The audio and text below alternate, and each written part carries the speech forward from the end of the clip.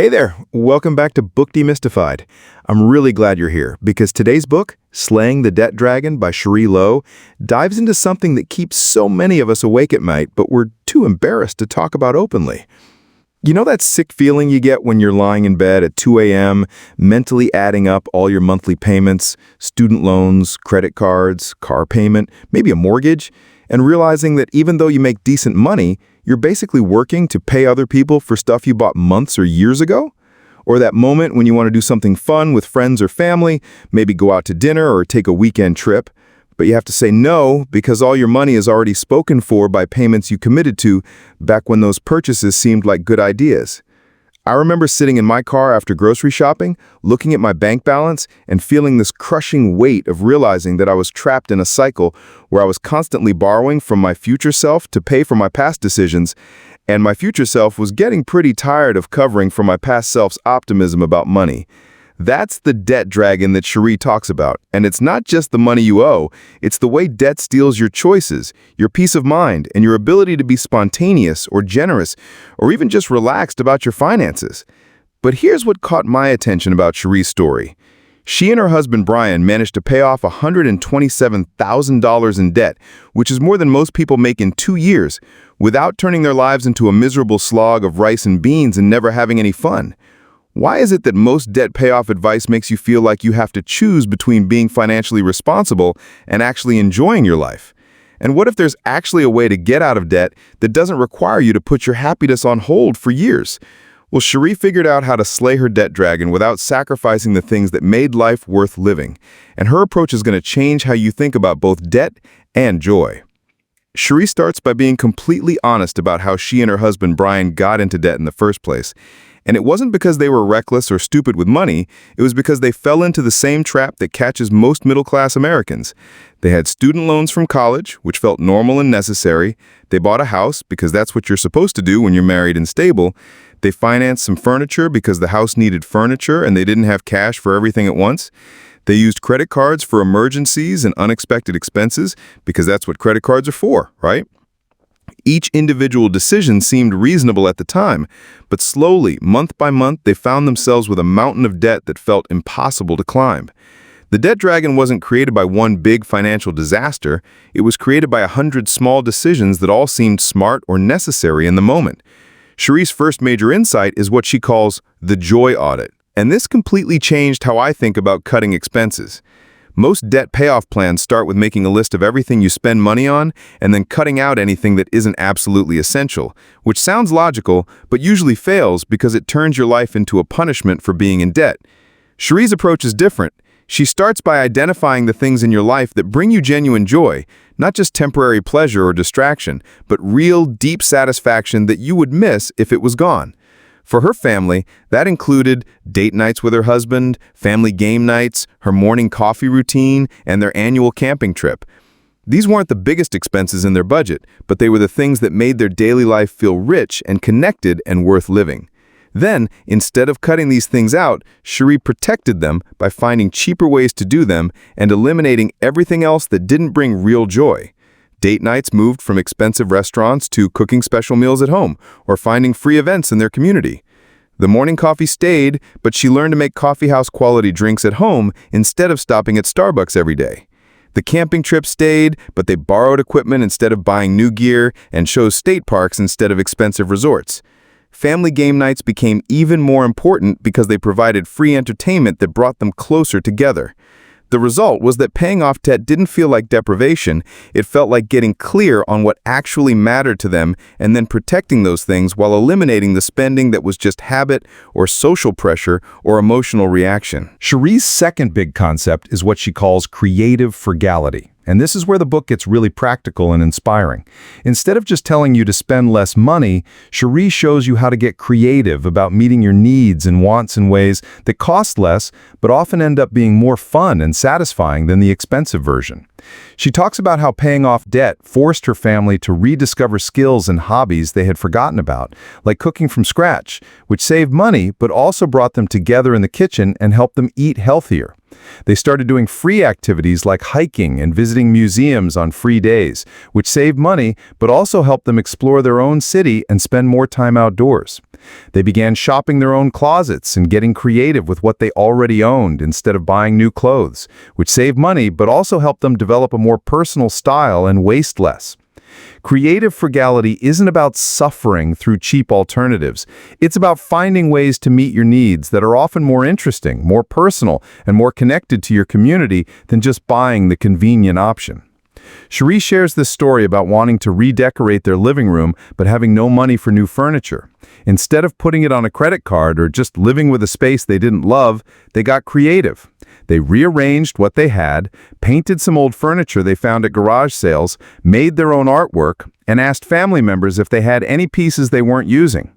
The result was a room that felt more personal and unique than anything they could have bought at a furniture store, and it cost less than $200 instead of several thousand.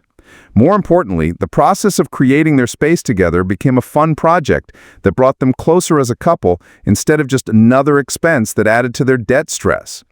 Creative frugality teaches you that there are usually multiple ways to solve any problem or meet any need, and the most expensive solution isn't always the best one for your life.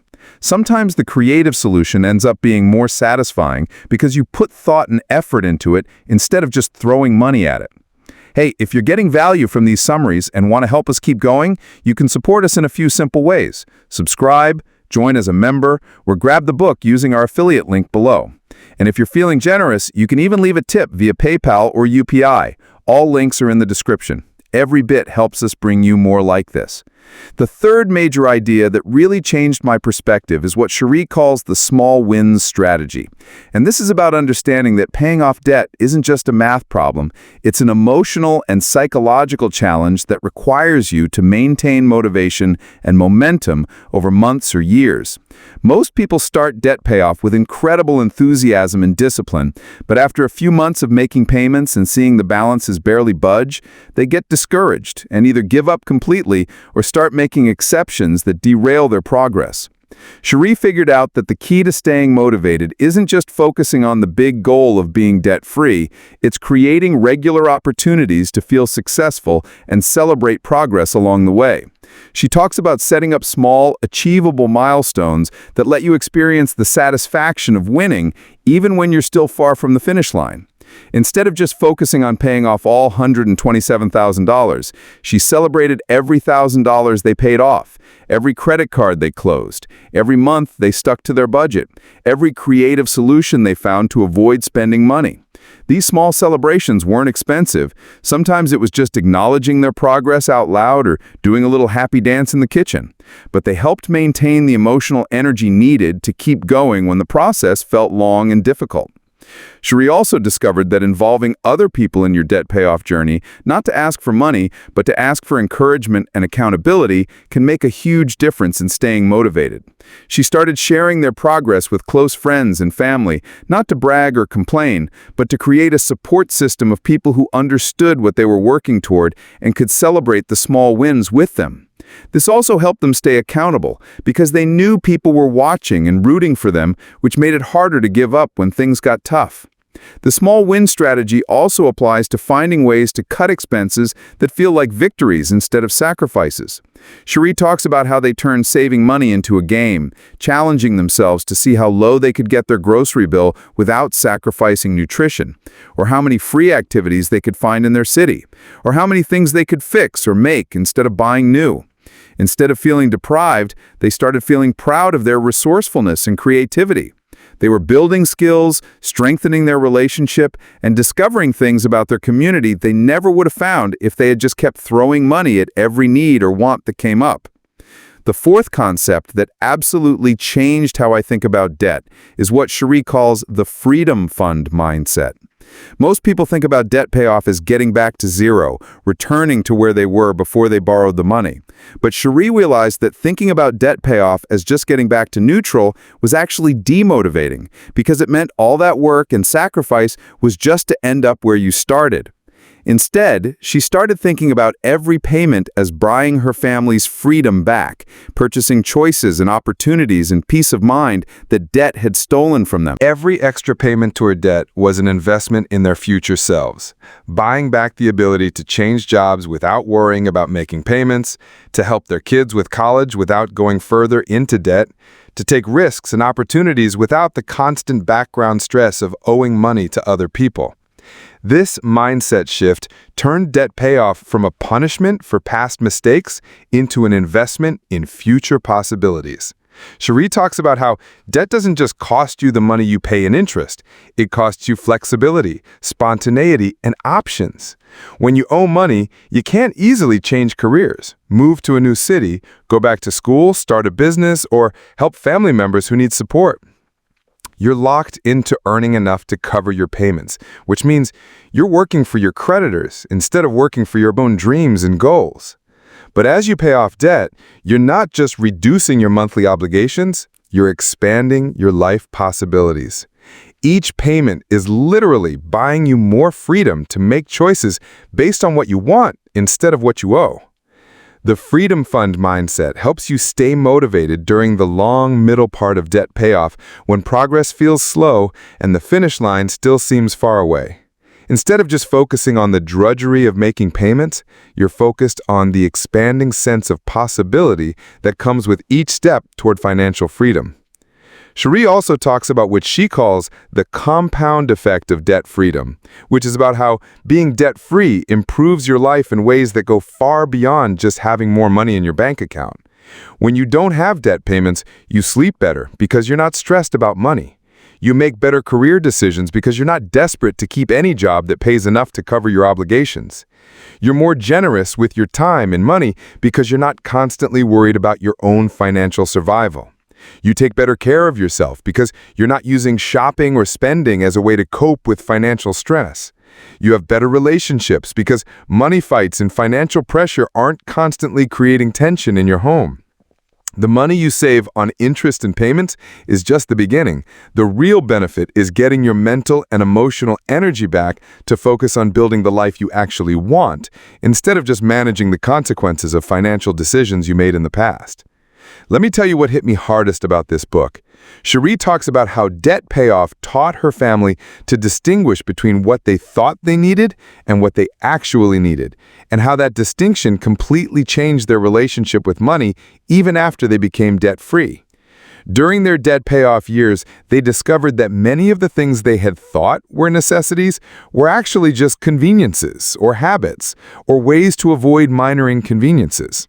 They learned to cook more meals at home and realized they actually preferred eating together as a family to grabbing food on the go. They learned to entertain themselves with free activities and discovered they enjoyed simpler pleasures more than expensive entertainment.